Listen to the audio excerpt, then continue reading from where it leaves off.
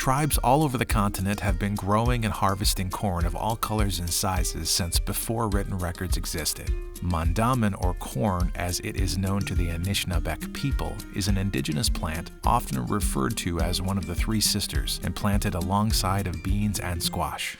Blue cornmeal, also called bisabujagan, is made by grinding whole blue corn. Many tribes, including the Potawatomi, Lenape, and Sauk, cared for different species of blue corn. Blue corn often has a sweet flavor, contains vitamin B and C, and is slightly higher in protein than yellow corn. Blue cornmeal mush is a great choice for breakfast. Let's get started. First, gather your ingredients.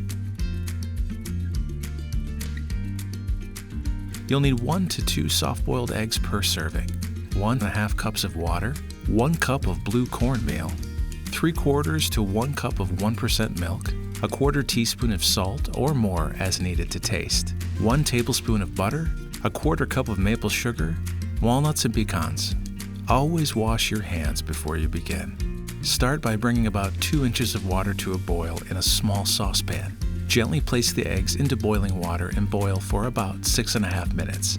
Rinse the eggs under cold water until you can handle them easily with your bare hands.